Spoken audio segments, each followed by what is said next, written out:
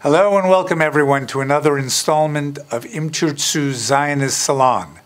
I'm Doug Altabef, the chairman of the board of Tirtzu, and I'm very, very pleased to have back with us someone who is extraordinarily knowledgeable about matters military and strategic, and is also a great friend of the state and the army of Israel. Of course, I'm referring to Colonel Richard Kemp, who I had the pleasure of interviewing way back in July of 2022. And that conversation and that timing makes it seem like we were talking in another era. For those of you who don't know Richard, he spent a lengthy career, almost 30 years, as a senior combat officer in the British Army, and was in the thick of some of the most heated theaters of conflict that Britain was involved in, whether it was Northern Ireland, the Balkans, Iraq, or Afghanistan. And since his retirement in the mid-2000s, Richard has gone to become a revered, knowledgeable voice, source of awareness, clarity, conscience, on behalf of Western values, Western interests, and that, by extension, of course, includes those of the State of Israel. So it's a pleasure to have you with us again, Richard, and welcome to the Zionist Salon. It's a pleasure to be with you, Douglas, again. Richard, let's start by going back to that day that will undoubtedly live in infamy for all of Israeli history, Black Shabbat, October 7th. I'm sure, I don't have to ask you, I'm sure you were as shocked as the rest of us were. But were you surprised by the sense that, not the sense, the reality that there was not the active deterrence at the border? There were not that many soldiers there. It was a different scenario than one might have expected. I would say I was not shocked by the reality of what happened, the massacre, the rapes, the burnings, the beheadings, the kidnappings. That was standard practice for Hamas. It's what Hamas wants to do. It's what jihadists want to do around the world. So that aspect of it, I did not find shocking. What did surprise me, though, was, as you say, the fact that they were able to do this, and there was a delayed, shall we say, a delayed reaction by the organized forces of Israel. I think that's something that will be debated and discussed in the fullness of time, and probably during this war is not the time particularly to discuss it. But one thing I would say is that I think that that Israel and maybe even Israel's allies were deceived by Hamas into thinking that Hamas did not have an immediate intention of carrying out aggressive action against Israel. I think there was a very sophisticated Iranian-directed deception plan that led that to happen.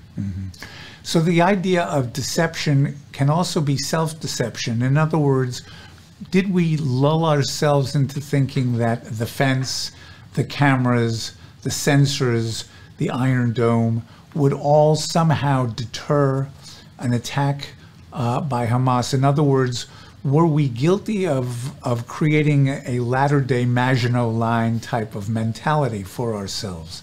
Yeah, I mean, I've noticed in recent years, maybe the last 10 years, among Western armies, not just Israel, but Western armies generally, a great over-reliance on technology. Too many people believe that you can substitute hard combat power, soldiers with rifles, on duty, standing on the wall with cameras and with communications and sensors and things like that.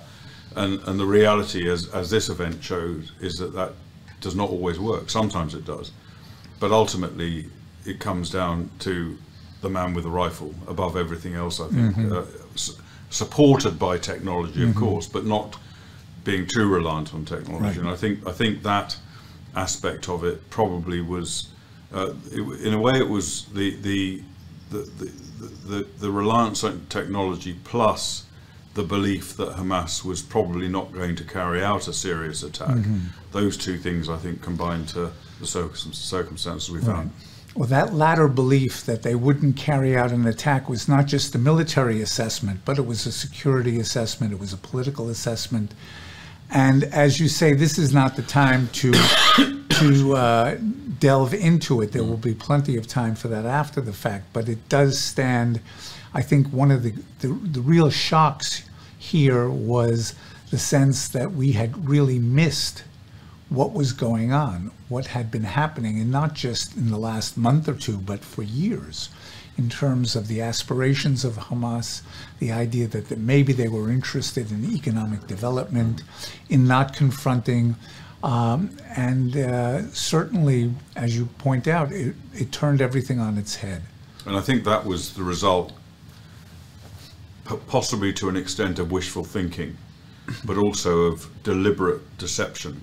And I think we could point, I mean, I don't want to do it now, but we could point to a number of occasions over the course of the last couple of years when it certainly appears to me that Hamas made deliberate and specific efforts and put a lot of work into it to make the IDF, Israeli intelligence, Israeli politicians believe that they had no immediate aggressive intent. And in war, it's not just here, but in war, deception is one of the most effective and most useful tools that any armed force can use.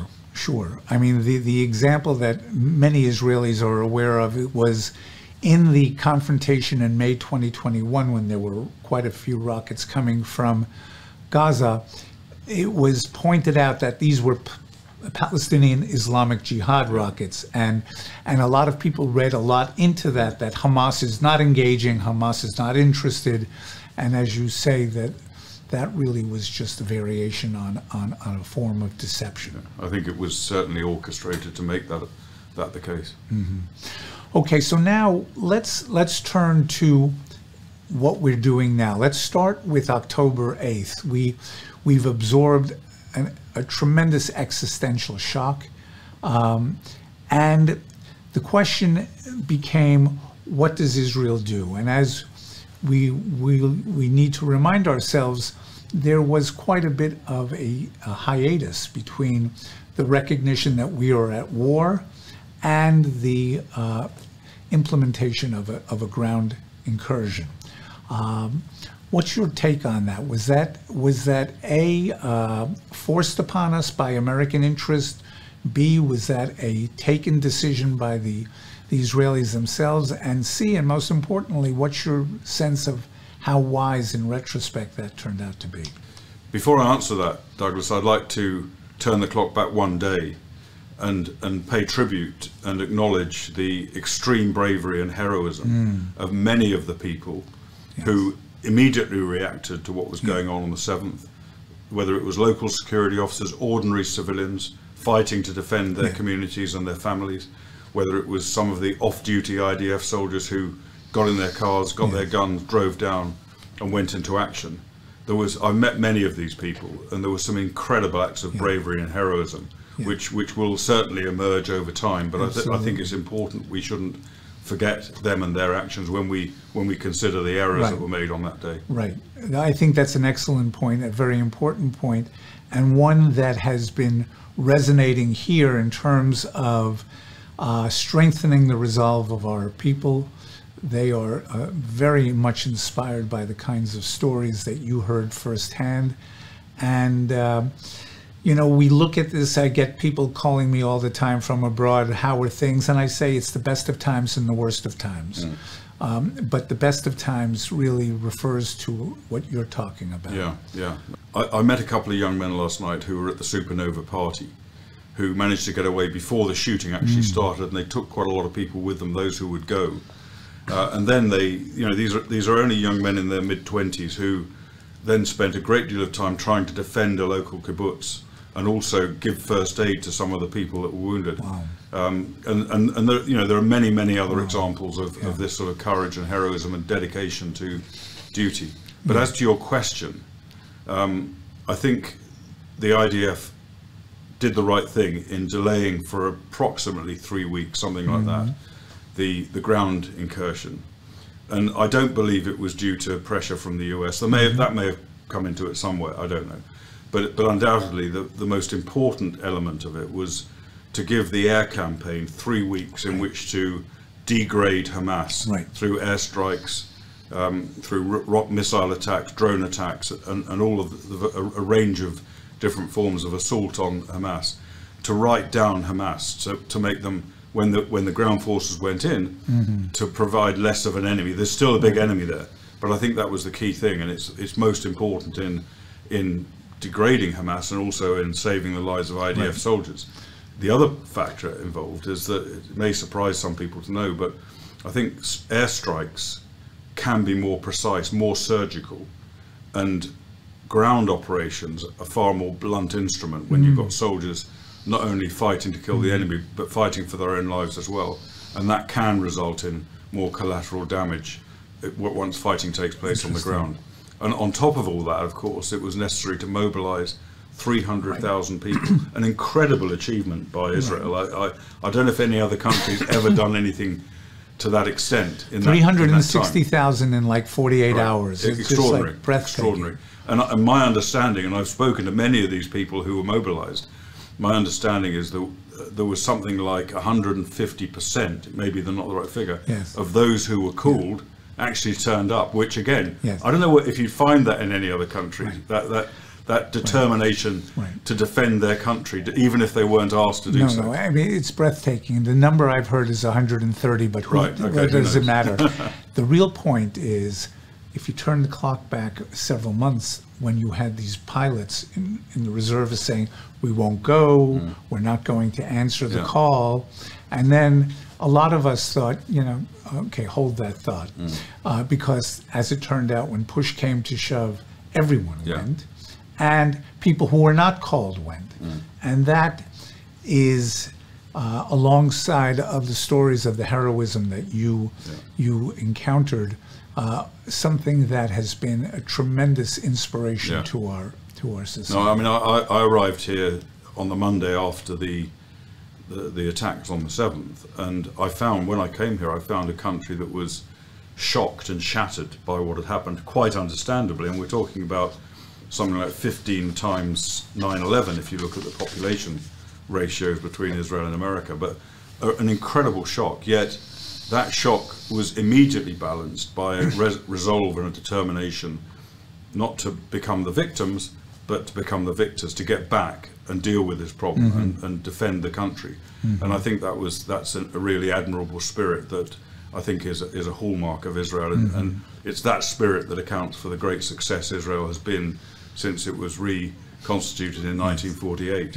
And the other factor, in addition to mobilizing all of these people, 360,000 I think you said, in addition to mobilizing them, they've got to be equipped, they've got to be given the right clothing, the right weapons, they've got to be also trained, because a lot of these guys, they do regular reservist training, but they're not absolutely at the sharpest edge. So that takes a bit of time as well. So I think those two factors played a major role in what people referred as the delay of the ground incursion, but I don't think it was a delay, it was part of the plan. Right. I think the concern about the concept of a delay was not what you were talking about, because it seems self-evident that you had to mobilize them, equip them, train them. But there was this sense that time would not be on our side. And so far, you know, hold that thought, time has not been an issue for us. It's still looming and lingering, but it was right from the get-go the sense that we would only have possibly a very limited window in which to act. But I think most people would certainly echo what you're saying, that in terms of doing this right, and to go back to my concern about the booby trapping, to avoid that headlong rush into a problematic situation, that we staged it very, very well. One of the things you mentioned, the precision of the air bombing and the bluntness of the ground troops, which is a very interesting contrast. What's your sense? You know, you read about some of these incredible coordinations going on between ground and air forces, and the criticism had been leveled here in the past that they were not talking to each other. This is several years ago. Now it seems like they are hand in glove, working very closely together. Is that your sense as well? I think the IDF has been practicing now for a long time ground-air coordination, as all armies do. And the IDF has developed some of the most sophisticated technology for communicating between forces on the ground and air and ground. And that includes the locations of troops on the ground. And there are some incredible technologies that the IDF have today, which I don't know if other armies have. British Army, I don't think does. And that's really important because, first of all, it enables precision attack against the enemy directed from the ground by eyes that can see what's happening. But it also enables, it avoids, shall we say, blue on blue, or fratricide as we call it. In other words, Israeli aircraft attacking Israeli soldiers, which happens in all wars. That does happen, and it may well happen in this war. I hope not. But I think they've, to an extent, removed an element of that. But the other kind of a brief story. I was talking recently to some guys who were on the ground in one of the kibbutzes during the events on the 7th of October, and they were telling me about how people on the ground were communicating with aircraft using WhatsApp. Wow! So air power by WhatsApp in a way. Wow, it was, and I think it's pretty classic Israeli technique of improvisation. Whatever you've got at hand, you use it and get it done, and that proved quite effective. Right. Very interesting. Wow. The risk there, of course, is the cyber incursions that there have been many of, and but yes, this idea of strong coordination has been an important part of the effort so far. One of the things that the IDF is famous for and prides itself on is that it calls itself the most moral army in the world, that they are absolutely contrary to all the defamation and demonization that is said about them in terms of killing civilians, that we bend over backwards to avoid civilian casualties. And famously were dropping leaflets and knocking on roofs, as it were, to avoid casualties. In this conflict, we know, of course, that the IDF sent a blanket notice to all the residents of North Gaza to leave and created humanitarian corridors for that purpose. But have they continued with, as you understand it, the same policies, or having felt that they gave that notice, they are less constrained? Well, the first thing I'd say about the view that the IDF just randomly kills anyone that it sees on the ground, civilian or military, that of course is the result, and it's embedded in a lot of people's minds, and it's emerged in the media in this conflict. It's the result of a deliberate campaign, deliberate anti-Israel propaganda campaign, which is designed to show Israel as the war criminals and the bad guys, when of course Hamas really are, and also to put pressure on Israel, to get international pressure on Israel to stop carrying out its attacks by lying about casualty figures, and by perpetuating this myth that Israel is simply killing people at random. And the reality, that hospital calumny was a great example of classic example, and swallowed by the media without a thought. Stock and immediately. Absolutely, and it's typical of the attitude of so much of the Western media to Israel. But the reality is that Israel, and I've observed pretty much every Israeli war with Gaza since 2008, Operation Cast Lead, and the reality is that Israel goes well beyond the requirements of the laws of war. The laws of war say, in terms of warnings, say that you must, if you can, it's not absolutely obligatory, if you can, you must warn civilians. If you can't, you don't have to. It's obviously better if you do. But Israel goes well beyond that, not just warning them, but warning them in detail in terms of sending text messages, making phone calls, dropping leaflets, as you mentioned, the sort of harmless explosive charge knock on the roof, and then using surveillance, air surveillance, to make sure everyone is clear of the building that they've been warned to leave. That's a common Israeli technique. In this conflict, as you rightly said, the IDF warned everybody to leave the north of Gaza, and Hamas did their best to try and stop as many people, including by killing some people that were trying to leave. And that, again, is a classic Hamas technique that we've seen used many times before. But I think in addition to that, the IDF have continued to use the more detailed techniques of warning in specific target areas where possible. It's not always possible, and as I mentioned before, it's not mandatory. But I think, I mean, the president said the other day that there were millions of text messages, millions of leaflets dropped, millions of phone calls made in this conflict alone, which I think proves that point. Right, right. And related to that is the issue of the tunnels. The tunnels have taken on iconic significance in this conflict. A, because the sense is that there are over 300 miles of tunnels, that the tunnels are where a lot of the fighting forces are located, and apropos of the issue of notice that many of them are located under hospitals, under schools, under mosques. And I read just this morning on the way here that so far the IDF has destroyed 130 tunnel shafts. What's the approach that you, from your understanding, that the IDF is taking vis-a-vis the tunnels, and are they applying any new techniques or any new technologies? A lot of the tunnels have been destroyed from the air, of course, and one way to do that, most of the tunnels, if not all of them, their entry and exit points are beneath buildings, whether it's a hospital, a school, a mosque, or a civilian house or apartment building.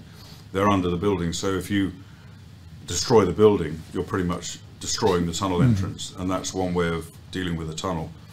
And I think in normal circumstances, the IDF would be reluctant to go into the tunnels unless they needed to go into them. If they can be destroyed from the air or by explosive charges on the ground, which is also a technique that can be used, then why go into the tunnel and risk soldiers' lives?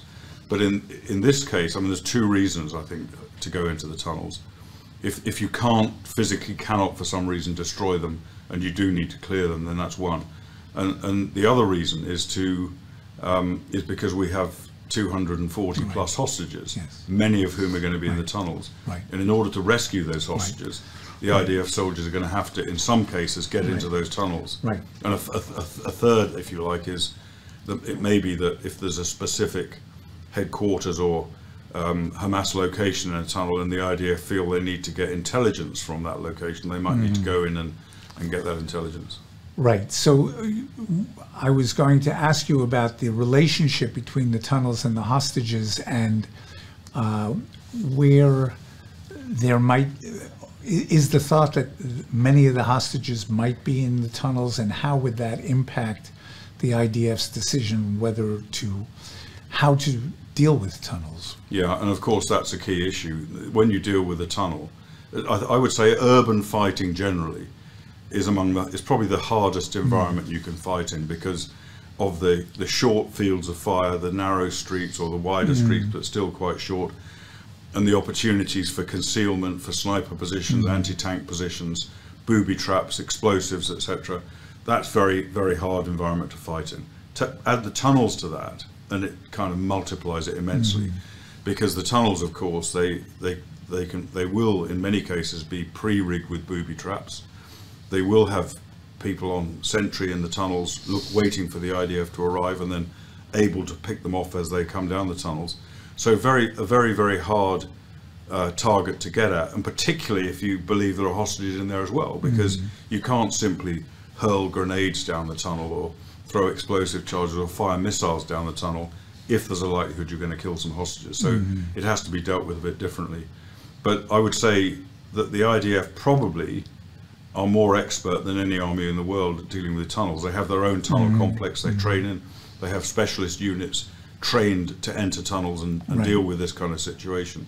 So it's going to be very, very, it already has been because they've been in tunnels. I didn't mention dogs as well. Of course, dogs are very handy in tunnels sometimes, attack dogs. But it's, you know, it's a real challenge. But I think if anyone can deal with those tunnels and rescue the hostages, tough though that is, I think it's probably the IDF. Do you have any thoughts about what the IDF could be doing vis-a-vis the hostages, besides just looking at, you know, the possibility that they might be in tunnels? Yeah, I mean, I've been involved myself in numerous hostage rescue operations in Afghanistan and in Iraq of British citizens who have been kidnapped. And that's invariably, that was in maybe ones and twos, separate events over a period of time, not this vast number. And even the small scale operations that I've been involved with are incredibly difficult. And the key factor, of course, the absolute key factor, as with so much else to do with military operations, is intelligence. And so they will have been working very, very hard on gaining intelligence about the locations of the hostages. And I would imagine they've already got quite a significant amount of intelligence, whether it be from electronic surveillance or whether it be from questioning people who might know about it, whether they're Hamas terrorists captured or whether it's civilians who know something. So that's the key thing, working on getting those hostages. But even with, you know, even if you have that intelligence, you have to remember that the hostages are being held by people who know that the IDF will be trying to rescue them. And they will have rigged up explosives, they will have placed booby traps, they'll have guns to their heads. So, you know, the other key element, apart from intelligence, is surprise, being able to get to them before they can pull the trigger on the hostage. Right. So it was an amazing feat that we rescued the young soldier that we did rescue already, and we don't want to know the details. They have not been divulged, nor should they be. But a lot of us were concerned that each of these hostages is surrounded by, you know, Hamas fighters, and so that how do you literally get them out if they have that kind of you know, surrounding of them, because either they will be killed by them or you know, there's the ensuing fire. It's a tremendously difficult it's very difficult, and of course it wouldn't be right for us to go into any special forces techniques that might be used, but suffice it to say that I mentioned surprise being a key element, but also the specialist training and the specialist weapons that IDF special forces will be using to rescue them. And one thing we shouldn't forget, of course, and people too often do forget it, is that when you're asking a soldier or a team of soldiers to go and rescue a hostage, not only are they risking the lives of that hostage, of course, but they're also risking their own lives. And that's asking a huge amount of somebody. And I think we can be extremely thankful that there are people who are ready and willing to put their own lives on the line to do that, as indeed those soldiers who are putting their lives on the line to fight in broader terms in Gaza. So let's play armchair colonel, as it were. How do you see this playing out going forward? I think I mean, what we know at present is that the IDF have encircled Gaza City, which many people said they couldn't do, didn't have resources to do it fully, but we understand they have. And now they will be identifying key locations within the ring of steel, shall we say, which will prevent people getting in or out of Gaza City. They'll be identifying key targets within that, which will be the main command locations where they think people like Yahya Sinwar and Mohammed Deif, etc. are, and other lower level commanders, identifying where they are, communications centers that they use to control the operation as much as they do, and key weapon sites, and they'll be going for those, and they won't be going literally block by block searching everything. They will have intelligence on where most of these targets or many of these targets are. And of course, as they go along, they will gain more intelligence. When they take down one location, they'll find probably intelligence on another one. So they'll be operating like that, and moving from key location to key location, sometimes consecutively, sometimes concurrently, to really tear out the heart of Hamas, break its command structure initially, which will eventually cause the collapse of Hamas as a terrorist organization. Speedily in our days, as they say. What happens in South Gaza? Do we have a tale of two cities here? Do we have a North Gaza that's being eviscerated? And then is it possible that many of the fighters have made their way down south and are hiding out with refugees? I think it's not possible. I think it's certain. And as I understand it, already a number of Hamas terrorists have attempted to escape, including using the classic technique that the ambulances, and the IDF. These are classy people. Yeah, absolutely. That's exactly it's their mode of operation. So yes, there will be some of them who have gone south. There are already terrorists in the south, but they're few and far between compared to the north. And so the IDF will have to. They've already carried out raids and attacks in the south as well. Obviously, recognizing that they've designated areas of the south as safe havens and trying to keep clear of that. But unfortunately, when you're dealing with an enemy that deliberately uses a civilian population as human shields, you can never prevent civilian casualties in total. And although we spoke about it before, although the IDF does everything they can to avoid civilian casualties, it's impossible not to. And let's not forget one other thing that I didn't mention, which is, it's not just that Hamas wants these people to shield them, the civilians to shield them. They want them to be killed. They want this casualty rate. They can lie about the casualty rate, but they'd like to see some real blood on the ground as well from their own civilians. The only army in history that has ever used its own civilians as a weapon against the enemy, trying to persuade their enemy to kill their own civilians. Right. Well, as this one Hamas official said yesterday, he said, we're not interested in running Gaza, like making sure the trains run on time in Gaza. We're interested in having the world know that this is our cause. And so therefore civilians are, they're just another a weapon that they can be using. For example, you mentioned to me before we started about the idea of civilian casualties. They're throwing out numbers. We have no idea what the veracity of these claims are, how many people have been killed. So much of the media will say the Gaza Ministry of Health says X thousand, as if that's a figure you can rely on. I mean, it's basically you're quoting Hamas, because the Gaza Health Ministry is controlled by Hamas, and what Hamas tell them to say is what they say. We know they exaggerate the figures. Historically, traditionally, they've always exaggerated the death toll. Not only that, when they give a figure, let's say they say 10,000 have been killed, that they haven't said of those 8,000 are terrorists, and then they haven't added into that the number of civilians they've killed themselves, which they have done either deliberately, perhaps trying to stop them getting away, or by rockets that drop short on them. And let's not forget, in the last two conflicts in Gaza, last two major rocket barrages, the terrorists in Gaza killed more of their own people than they killed Israeli civilians or Israeli military inside Israel. So those figures, and then of course you've got to add into that natural deaths. Natural deaths do occur in Gaza, quite a lot, and that's part of their overall total. So, and add on top of that the fake deaths and the fake casualties. Pallywood, they deliberately, and we've seen it in this conflict. We've seen the same person dying on about 3 or 4 occasions. When we were together last time, you made the point that Israel is the tip of the spear in terms of defending Western interests. And I bring that up to ask, what would the consequences be of not dislodging Hamas? Not just for Israel, but the larger consequences for the West, of having a Hamas win by virtue of its merely surviving. Well, recent history teaches us a lesson from that.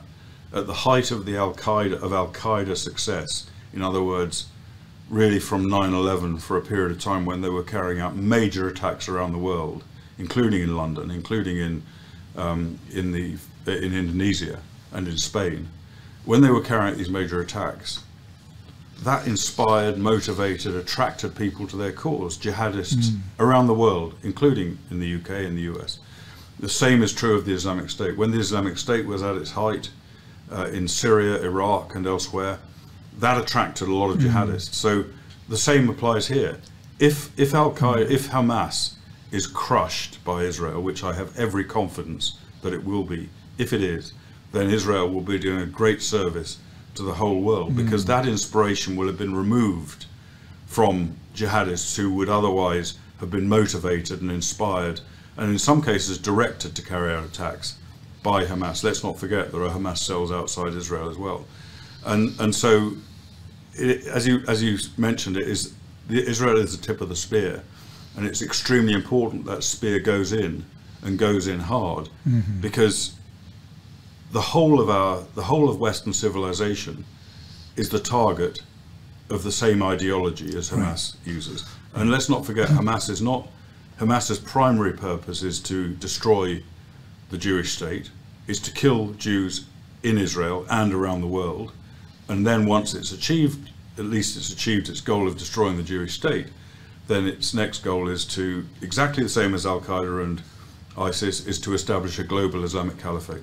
Right, right. So staying with this idea of interconnectedness between Israel and the West, we've all seen in recent days these very large, very threatening rallies, marches throughout not just backwater places where there are a lot of Muslims, but in the center of world capitals, calling for not only the elimination of Israel, but even death to the Jews.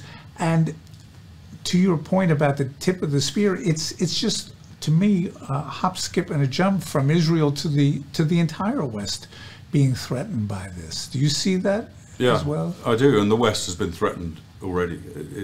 We've been to some extent asleep. Britain, for example, has sustained a series of suicide attacks and other forms of attacks in London and in other cities like Manchester, for example, where a large number of people were murdered by jihadists at a concert, mainly children. So it's already there, and it's going to get worse, in my view. And I think dealing with Hamas will, to some extent, alleviate it. But we all need to be ready to confront that ideology, which increasingly exists in all of our societies. Right. And I think the one thing that is deeply troubling, you mentioned these marches in capital cities and other cities. These are not, broadly, they're not people who are sympathizing with the civilians in Gaza. Yes, of course, there are people who are. But in London, in Britain, some of the main organizers of some of these protests have direct links to Hamas. There was an article in the Daily Telegraph a few days ago which showed some of those links. These are pro-Hamas marchers, by and large, from the river to the sea. Very favorite chant, jihad, jihad, jihad. That doesn't, people say jihad can mean many things, it can. But if you're screaming it in a march in the middle of London, it means only one thing, and that means violent attack, either against Britain or against Israel or whatever. The one name we have not mentioned, and that looms over all of this, of course, is Iran. Iran is seen to be the mastermind, the head of the snake. Actually, you did mention it about Iranian training of Hamas fighters. And what will it take for the West to wake up to the true aspirations, the true goals of Iran, to stop drinking pretty, as they say, the idea that Iran could somehow be a force for peace and reconciliation in the Middle East? Yeah, I mean, this has been a theme since President Obama was in the White House. And it's essentially a theme of appeasement of Iran, and to try and make Iran the hegemonic power in the Middle East, for some reason that escapes me, I have to say. Well, that's only because it has escaped absolutely everyone. But so appeasing Iran by going forward with a nuclear deal with Iran under the Obama administration, which actually, if you look at the fine print, enables Iran eventually to have a nuclear weapon. It doesn't stop Iran. It basically kicks the can down the road a bit. or did, is that we're now where the can rested in the road, given the time that's passed, freeing up billions of dollars worth of frozen assets from Iran, which enable them to train Hamas, arm Hamas, organize Hamas, and other proxies around the globe. So the West, and it's not just the US, this has been supported by most European countries, Western European countries anyway. So we've appeased them, and we know where appeasement leads to, and it leads us to where we are today. And I think the current US administration in the White House, it's been very strong in its support of Israel so far, and let's hope that continues.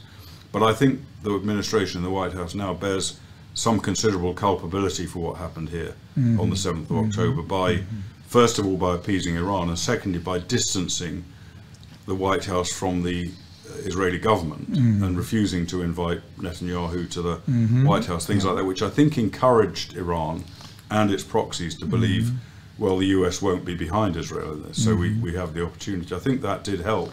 Of course, there are other motivations, like the burgeoning relationship between Israel and Saudi Arabia, which Iran wanted to stop. Right. But yeah, you're absolutely right, Douglas. At the center of all this is Iran, and that includes Hamas, Islamic Jihad in Gaza. It includes Hezbollah. It includes Hezbollah in the north, a major threat which has to be dealt with at some point.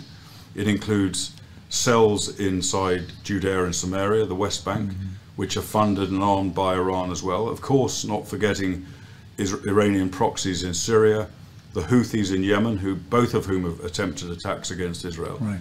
So it's a spider's web, and sitting at the center of the web is Ayatollah Khomeini in Tehran. Yes, amazing. Let's end this on a positive note. You've been here, you told me, from just as the war began, or things started to kick in, and you've been here several times. You must have seen a difference in the mood of people here. Tell us about your sense of what you've seen. You talked about the heroism of some of the people who did incredible things in the wake of October 7th.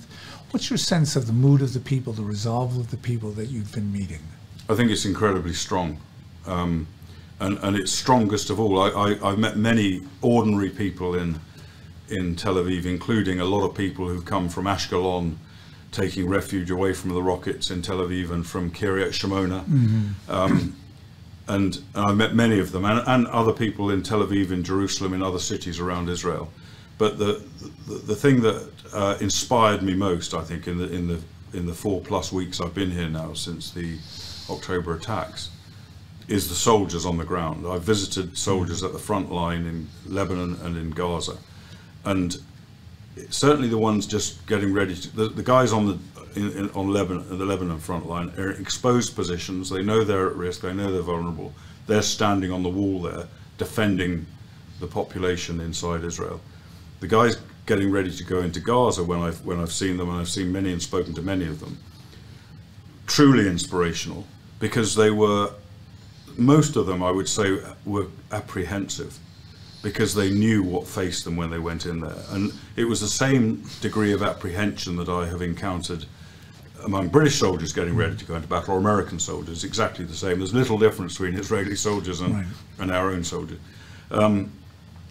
But that apprehension was more than overcome by their absolute resolve and determination to get in there. And we spoke earlier about the 3-week delay. They were getting annoyed by being sitting on the border for all that time. They wanted to get in there. They didn't want, these people, I mean, you know this as well as I do, and I hope your viewers do as well. They're not going in after retribution or revenge. They're going in because they know it's necessary, and they need to put their lives on the line to protect the civilian population inside Israel. And it's not like most of the fights I've been involved in anyway, in Afghanistan and Iraq, thousands of miles away. This is on their doorstep, and that gives an added impetus. But one thing I would say, the final thing I will say, unless you've got any more questions for me, is, and it's really to people outside of Israel. I've spoken quite a bit about the resolve and the determination and the naked heroism and courage of of IDF soldiers and the Israeli people who are backing them up as well, doing some incredible things to back them up. So we know that's the case. What we really do need is the same resolve outside Israel, whether it be among the Jewish community or the non-Jewish community, to give their support to Israel, to not believe the lies that they're told in the media, human rights groups, the United Nations and other bodies of that sort, and in the university campuses. Not believe that. Look for the truth and stand up for that truth. And yes, it's sometimes hard, particularly for Jews who are under fire on university campuses and elsewhere. But they should, I think what they should bear in mind when they are in this situation that demands courage of them is the level of courage that is needed of someone to stand up for Israel in New York or in London or wherever is nothing like the level of courage needed by the IDF soldiers going in to protect their people in Gaza. And what they should do, rather than see it as a burden on their shoulders and something that they would rather maybe drop off their shoulders, they should see it as a deep honor to stand up for Israel when it's facing such terrible dangers, it is under so much threat, that the least those of us who are not on the front line can do is to stand up, and it's an honor for us to do so. It was beautifully said, and it's not just altruistic, because ultimately, as we've been talking about, at the end of the day, they're standing up for themselves. Absolutely. They're standing up for the values that they cherish, the way of life that they cherish, which cannot be taken for granted. Absolutely.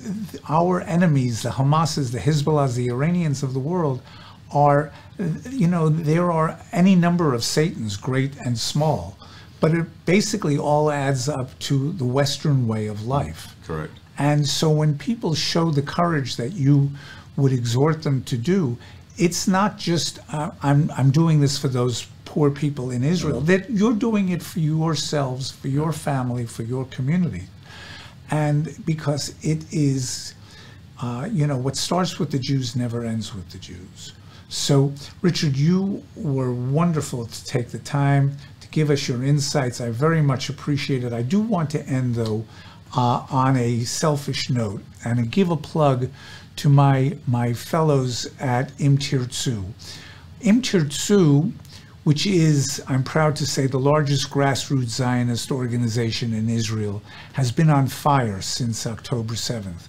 We have been nonstop trying to make sure that our soldiers are equipped, are given the gear, equipment, in some cases, the sustenance that they require. We talked about earlier, how do you mobilize 360,000 people in overnight fashion?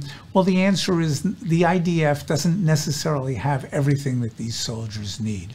We have been resolute in making sure that, to the extent possible, and with your support, with your help, we have been spending all of our time, all of our energy, making sure that soldiers are equipped. Most of our staff are in the reserves, and they are the folks that Richard was talking about, expressing tremendous resolve, tremendous enthusiasm, tremendous sense of the importance of the mission. And those that are left are working nonstop.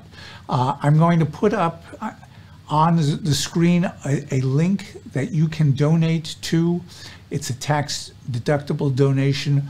All of that money, all of it, goes right into equipment, goes right to the front, and you will be helping our soldiers immensely by supporting them. They tell us directly what they need, so we're not just buying things that they may or may not require. These are things we are responding to their demands, to their requests, and you can help us with that. Thank you for joining us today. Thank you for your support. Thank you again, Richard. And Am Yisrael Chai. We will, together, we will prevail.